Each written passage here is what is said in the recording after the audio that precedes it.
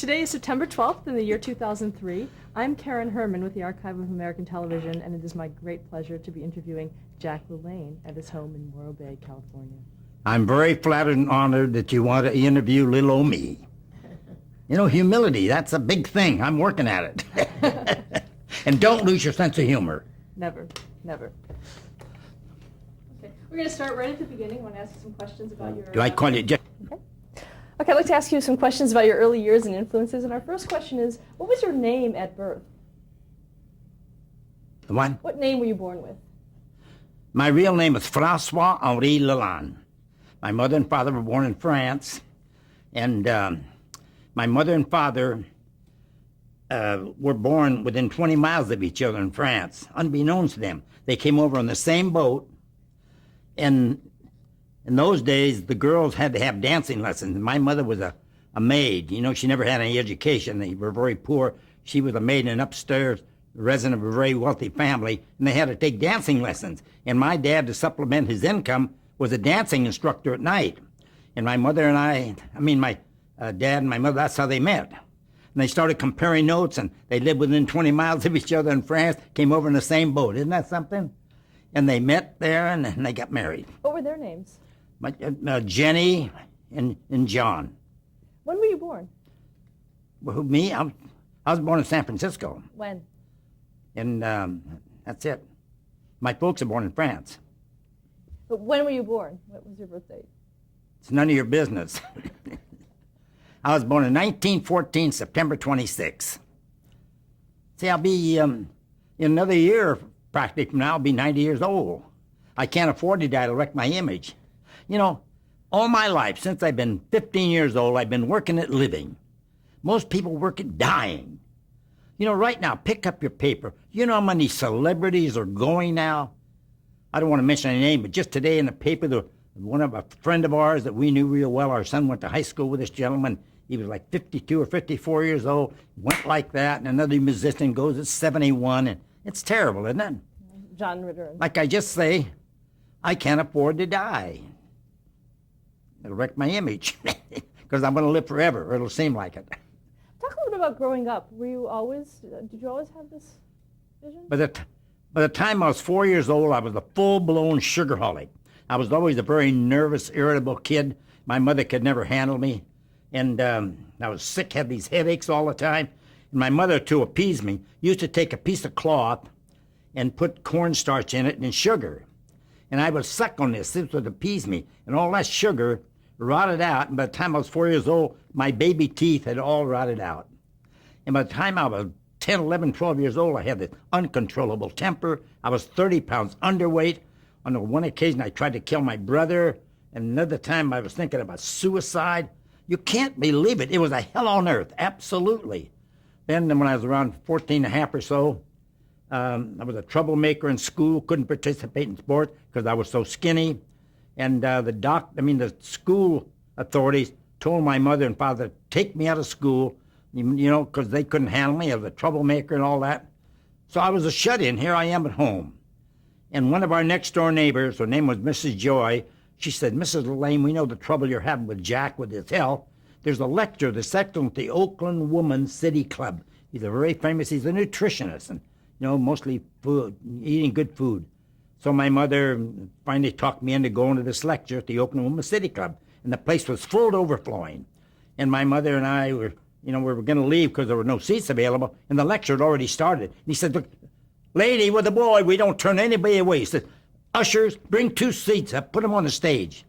And there my mother and I sat in front of these hundreds and hundreds of people. And here I am, I'm wearing glasses, pimples and boils, skinny little kid, 30 pounds underweight. I was just so nervous. I was sweating and my head was aching. I knew all those people were looking at me. Little did I know that they had problems too. Anyway, that lecture continued. He was so forceful. He kind of screaming, he says, ladies and gentlemen, it matters not what your present condition is, matters not what your age is. If you obey nature's laws, you can be born again. I'm like this. Here I'm this little weak, sick, terrible kid. This man said I could be born again. I wanted to go out with girls. I wanted to participate in sports. I wanted to wake up in the morning without any aches and pains. This man said I could do it. I went home that night. I'm so enthused. Remember, you know what I was eating in those days? I was a full-blown sugarholic. And if there's anybody that knows what I'm talking about, you know how many people are hooked on sugar? It is as bad as on dope or booze or anything. This sugar destroys the B vitamins and so many minerals in your body. Your mind is affected all the time. You don't have any energy or vitality. I went home that night, and I got on my knees, and I said, Dear God or somebody, I need help. Give me the willpower to refrain from eating these foods that are killing me. That night, I went strict vegetarian because that lecturer was a vegetarian. I joined the Berkeley, California YMCA, and the rest is history. Within 2 weeks, my headaches left, my energy doubled, my uncontrollable temper, my God, even like my brother and my mother and father. I was born again. If something saved your life, Karen, would you be enthusiastic about it? That's why I'm so enthusiastic. That's why I go to them lectures. I tell these folks, if you obey nature's laws, you can be born again. How do people die? Most people work at dying. They don't work at living. You got to eat right. You got to exercise and think right. Now, who was this lecturer? His name was Paul Bragg. Did you ever see him again?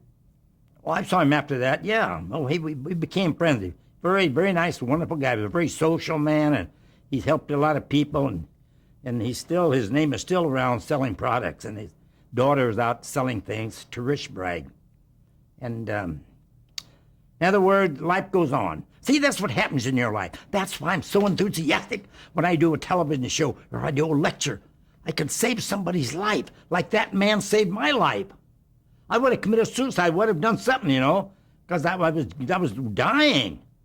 And that's why I just, like right now, maybe there's somebody that's listening to us will really wake up and start eating right and start taking care of themselves. Would you get your dog up in the morning, give him a cup of coffee, a cigarette, and a donut? Why are you laughing? You'd kill the dog. But look at how many millions of Americans get up this morning with a cup of coffee, a cigarette, and a donut. They wonder why they're sick, why they're tired. They're working at dying. I have a new Corvette. Would I put water in the gas tank? It wouldn't run, would it? Your human machine's no different. You put junk in here, junk out. You put good, live, vital foods in the body, energy and vitality comes out. What do you think these 80 trillion cells in your body are made of? The food you put in your mouth. Who puts the food in your mouth? No, you do.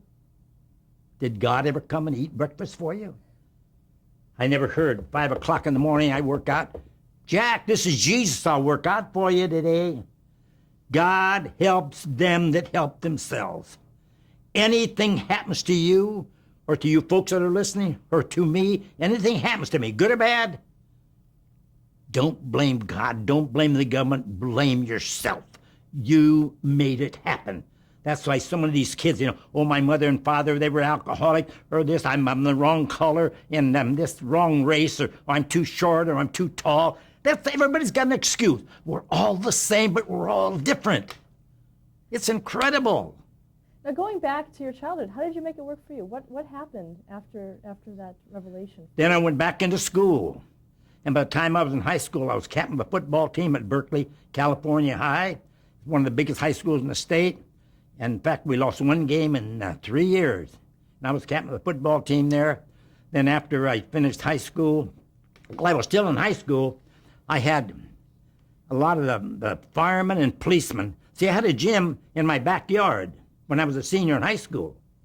And I had about 30 or 40 of my friends out selling Jack LaLanne health products, door to door, like Amway. Think about this. And so this went on. And then I had the firemen and policemen that couldn't pass the physical in Berkeley, California. In those days, they had very rigorous physical standards to get in the police department. You had to be 200 pounds, 6 foot tall, college graduate. And a lot of these people couldn't pass that because they were too fat or too skinny.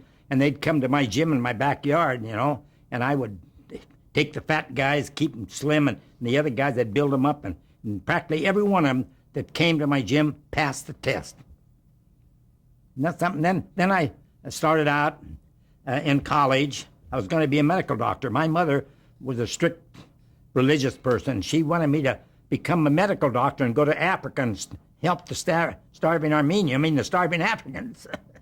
But I said, Mom, There are millions of people in America that need help. Oh, this broke my mother's heart because she was all into this thing, you know. And so anyway, then I went to chiropractic college and got to find out all the workings of the muscles and the bones and the body. Because my whole life, even in high school, I had books on philosophy and psychology and anatomy, learning. The only thing I had in my mind, I wanted to know what kind of exercise to build me up, what kind of foods I should eat. It's always in my mind, helping these fat people, these skinny people, helping people to feel better, look better, so they can live longer. That's been my whole life. What were the attitudes of physical fitness at that time? They thought I was nuts. You know, I was strict vegetarian for 6 years. And as I said, I was winning physique contests. I had a 49-inch chest and 28-inch waist, 17-inch arms, and I was breaking all these records and push-ups and doing all these things.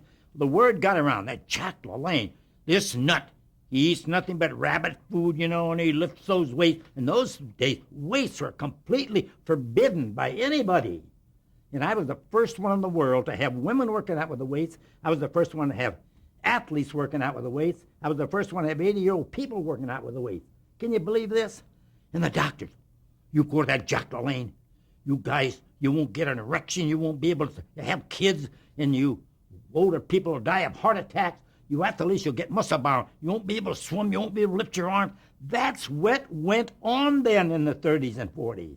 Why do you think I did all those feats of strength that I did? The first feat that I did, I swam from Alcatraz prison, which is escape-proof, right? No prisoner ever escaped from Alcatraz. So I put handcuffs on, jumped off from Alcatraz prison, and swam handcuffed to San Francisco. And this made international publicity. And I was 40 years old, to prove that to swim, you couldn't lift weights. And I was lifting weights since I've been 15. Another thing, 40 years old, you're over the hump, you can't do it. So I proved all these things at once. And boy, the publicity we got. So then every 3 or 4 years, I would think of some feat that was more difficult. And the older I got, the more difficult the feats became. See, I was out there proving that anything in life is possible if you make it happen. Let's talk about how you got into television. First of all, do you remember the first time that you ever saw television? Ever saw what? The first time you ever saw television.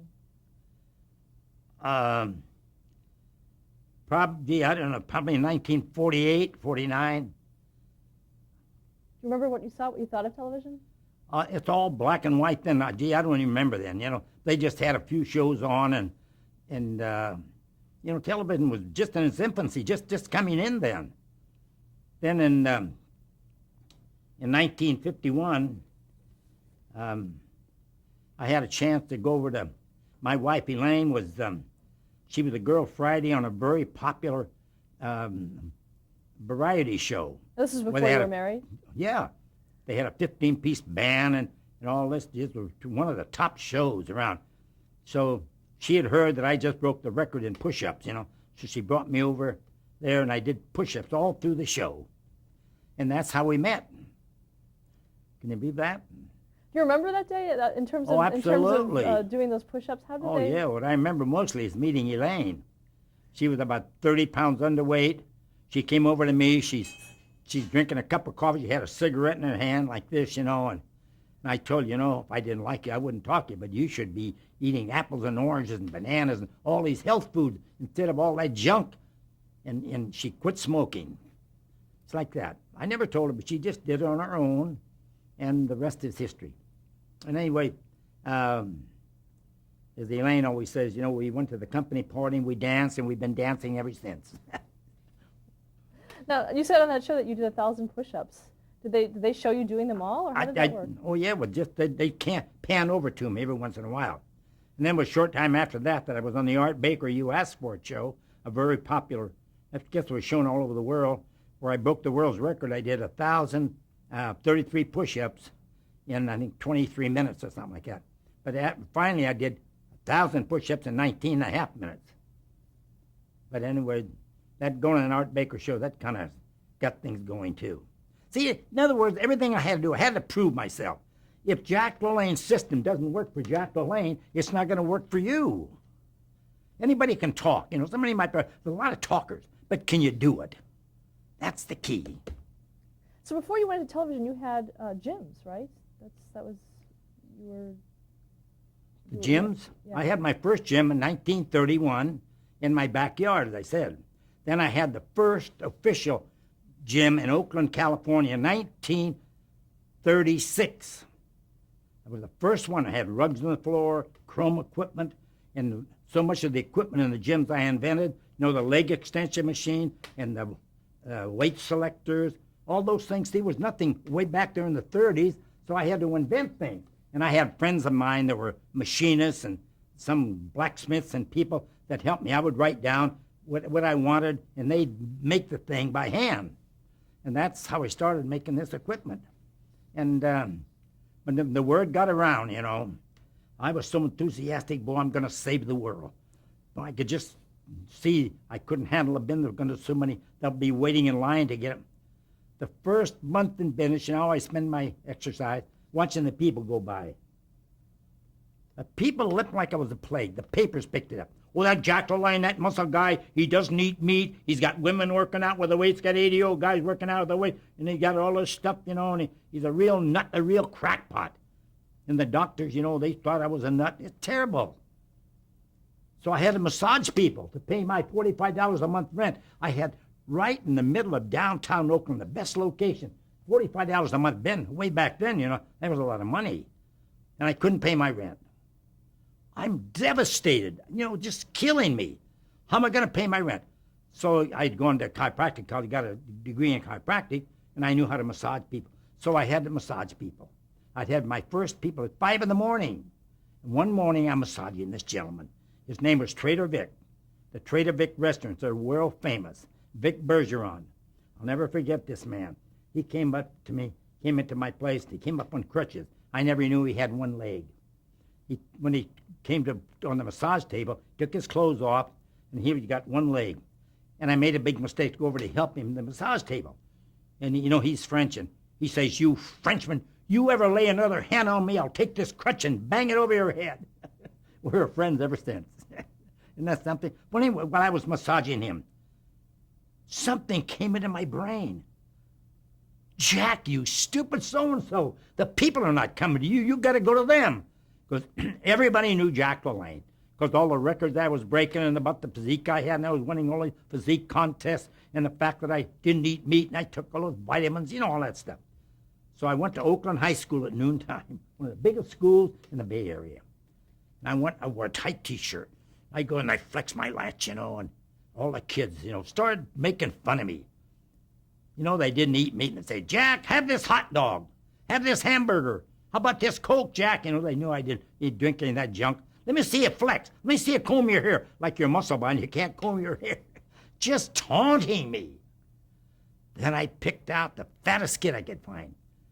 I'd introduce myself. I got his phone number, address, and his name. I picked out the skinniest kid I could find. I got his phone number, address, and name. And at night, I'd go to their homes. In those days, I was so bashful, you know. I'd go around the block 2 or 3 times, and I'd ring the doorbell. "God, I hope nobody's home." You know, you can't believe how bashful I was then. Anyway, the father would come to the door, or the mother, the father, great big guy, you know. And they knew usually the dad likes to brag about, "Oh, my son, boy, he's in high school, captain of the football team, 6'2", makes out with the women like mad, chip off the old block." But what does he do if he's got this skinny kid? Oh, he takes after his mother. So if I'd go to 50 homes, I would sign up 50 out of 50. I'd write them out a contract. The fat kids, I'll take 10 to 15 pounds of fat off of your kid in 30 days, double your money back. The skinny kids, I'll put 10 to 15 pounds of solid muscle on your kid. I'll double his strength, put 3 inches in his chest, 2 inches in his arm, 30 days, double your money back. As I said, I went to 50 homes, I'd sign up 50 out of 50. After it ended up, I had so many kids, I had to cut the membership down. I got those kids. In those days, you know, I hadn't had the experience, and I would work them so hard, these kids would heave, and I'd tell them, "Boy, you guys are going to set examples. If you get lower in a C grade in school, I'll kick you out of the gym, and I want you to have your hair right and your clothes right. I don't want you to be like the rest of those bums in school. You're going to be a leader, not a follower." And hundreds and hundreds of those kids, they turned out to be lawyers and doctors because I insisted they go to college, get an education. See, I was telling them, develop your mind and your body. Keep it together like the old Greeks used to say, mind and body together, see? And that's what we've got to get back in America. We got to start preaching from kindergarten all the way on. Teach these kids how to eat. Why do we have so many fat kids, so many sick kids, so many kids that are mentally fouled up today, incorrigibles? Because they've lost their pride and discipline. And when you exercise on a regular basis, that means you got to eat right, you got to exercise, you got to discipline yourself. It's pride and discipline. If you just practice pride and discipline, you can't go wrong. From the rest, then after that, the rest is history. The fathers, I did such a good job with the kids, then the fathers started calling me, Can you take me at 5 in the morning, Jack? Don't tell anybody I'm coming. Still kind of a secret. So I had to build a special gym just for the young kids, because they no co-educational. And pretty soon I get calls from the wives, oh, you did such a good job with my husband, blah, blah, blah. And I'm getting fat. I had that one kid, and it's spreading my hips out. And can you take me at 3 in the afternoon, Jack? But don't tell anybody I'm coming. It's still a big secret, But after a while, I had so many people. I had to have a special place just for the young kids, the businessmen, and the women. And then down below, I had a health food store and a health food restaurant. Now, were you teaching? The rest is history. Were you teaching them all, or did you have associates helping you out? How did you manage all those? Manage what? How did you manage all those students? I had people working for me. I had one girl who was managing my women's department. I took 111 pounds off of her in something like 7 or 8 months. Can you believe that? And then it just, everybody that came to my gym, I changed their program every 30 days. Everybody had a nutritional guidance, a plan. I would check their weight, check their measurements at least once a week.